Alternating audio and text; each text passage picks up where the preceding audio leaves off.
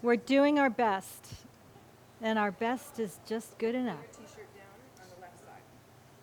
And the front a little bit. There you go. That's my left? Yeah. Turn it up. Yeah, there you go. Much better. Thank you. Spin around 3 times. My name is Susan Crossman, and I am an online content marketing consultant. I work with conscious businesses and entrepreneurs who are working to make the world a better place somehow. So one of the things about online marketing, online content marketing, is that there are so many amazing ways to make your content show up online, to help your business show up online. But it's not a new concept. Even though this is a term that we've started to be using a lot in recent years, it's a very old idea. And I would like to tell you a story about something that happened in the year 1900. And in 1900, there was this little tire company in France, and they wanted to sell more tires. But because it was 1900, cars were kind of a new thing.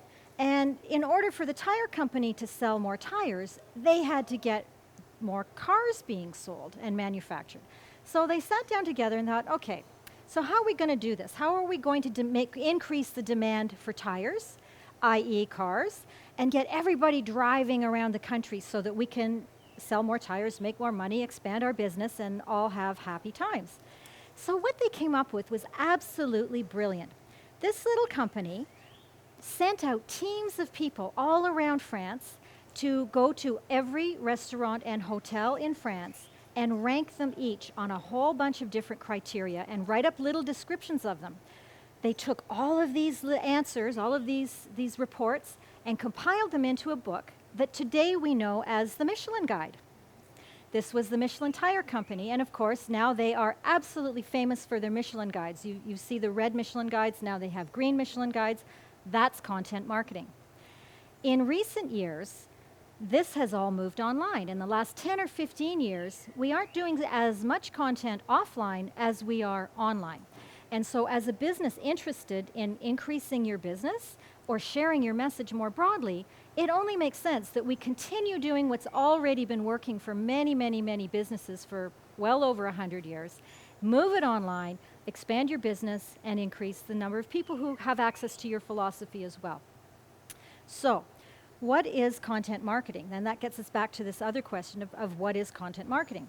Content marketing, in my opinion, is the process of starting conversations with the people you are here to serve in platforms and environments where they're going to be showing up.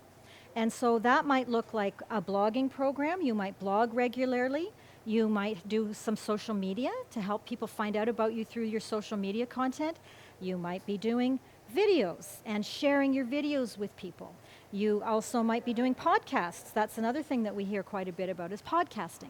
So all of these different pieces of content can show up online and funnel people towards your website where they have a chance to find out even more about you and the opportunity to start doing business in a much deeper way with you. Some ideas around how it works.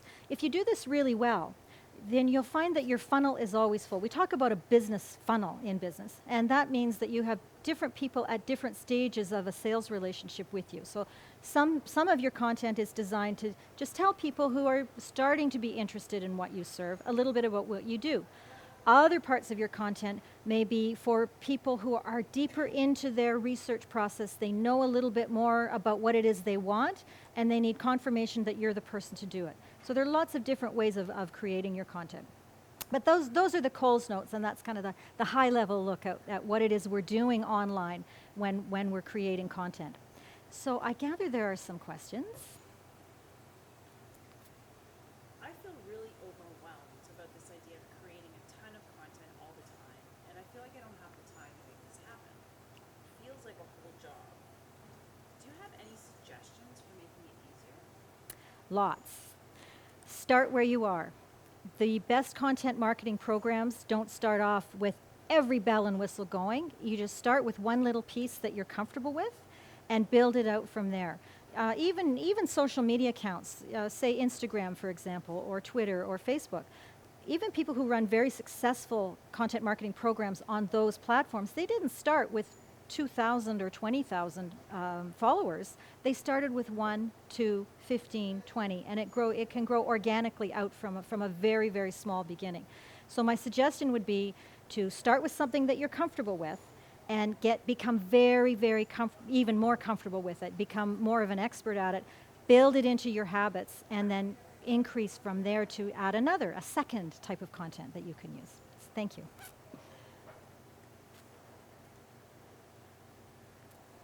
I never know what to blog about.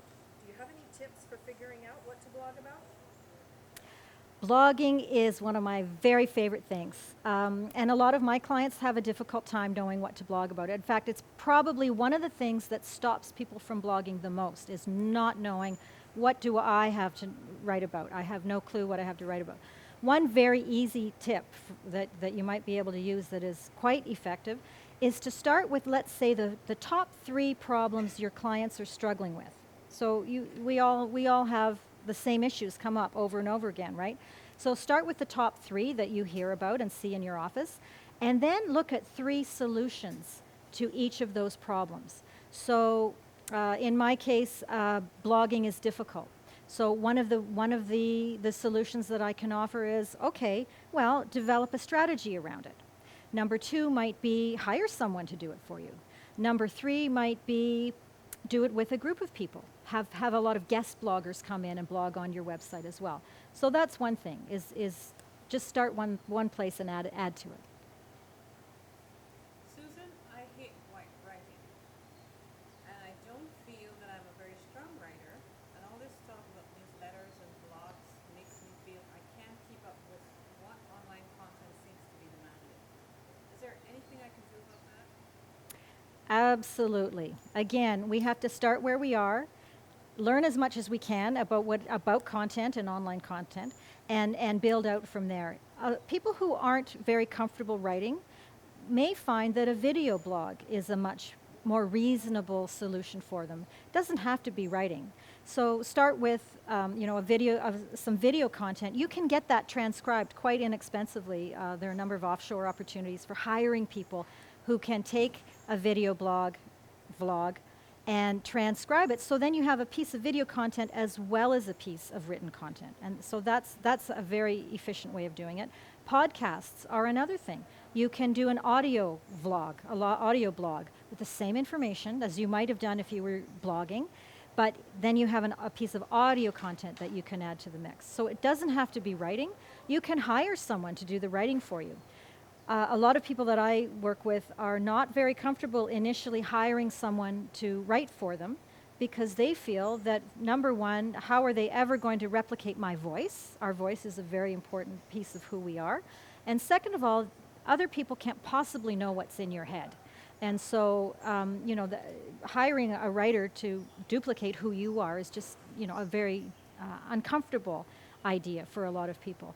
However, a really good writer is someone who will ask a lot of questions, who already has perhaps some of the training that you have. We're out there. There are, well-rounded individuals out there who have a good grasp of your topic area. It might take some hunting to find the right person, but also really good writers are also really curious people. They'll ask a lot of questions, and if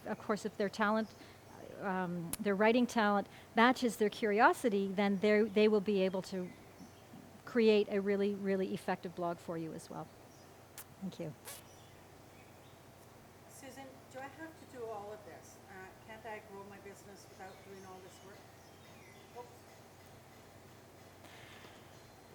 Susan, do I have to do all of this? Can't I grow my business without doing all this work?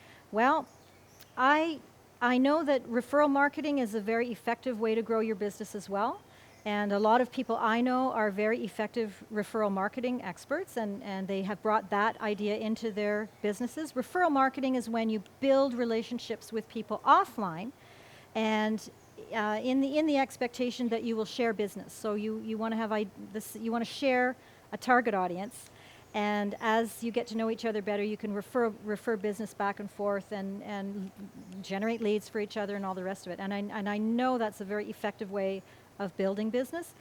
Unfortunately, even someone who is a referral is going to come to your website and search you out online these days. And so unless you have a strong body of content that confirms the reputation your referral partner has of you, they may not believe that you're the one to do the job for them. So this online content really is so important. It really gives people an idea of who you are. It confirms your reputation. It confirms that you know what you're talking about. And it really makes people feel a little more engaged with you than they otherwise would. So it is a lot of work. I won't lie, to do it really well, you've got to be on top of it and you've got to do it consistently. But even if you're blogging once a month, or if you have a newsletter that goes out once a quarter and you're consistent with it, you're building your content and you're giving yourself opportunities to increase your business net. Now, I'll tell you the other thing about all this online content that we're creating. As you build out your content marketing matrix, you can also start to develop the content that you need to write a book. So one of the books that I've written, I blogged that book, and I started with, I started with a plan, of course, but every week I created another 500-word blog post, and at the end of 6-7 months, I had enough content to fill my book. It needed editing, but that's really another really effective way of using your online content, is to develop it with the idea that it is going to become your book. So you're killing two birds with one stone, and so even though it seems like a lot of work, it's going to be working for you for a long, long time. Online content also is searchable forever. So yes, it may take you a lot of effort to create a blog, but that blog is going to be working for you for many, many, many years. It's searchable, so the search engines are still going to know that it's there, and they're going to be giving you little rewards for having it there. And your ideal customers are also going to be able to find it, and they can go searching through your back collection of blogs and get to know yet more about you. So it is really, really important. If I'm starting brand new, what's the first step? What would you recommend? My recommendation is always to start with a blog, is always to start by creating that content. And again, it's something that a lot of people have a lot of resistance to. I really value social media. I really value specific strategies around specific online platforms like LinkedIn. There are a lot of things you can do on LinkedIn as a so-called social media platform. Even LinkedIn, though, gives one of the benefits of being active on LinkedIn is that you can upload your blogs to LinkedIn, and within that environment gain a lot of credibility for your area of expertise. So I'm a big fan of blogs. Alternatively, if you're a person who doesn't like to write, I would say go for a video blog and make sure that you're developing content consistently, uploading it consistently, and becoming more comfortable with that space. It can take time to get really comfortable with it. But you know what? The rewards are absolutely fabulous if you keep doing it and keep doing it well. So thank you. Thank you very much. We appreciated the time. All right.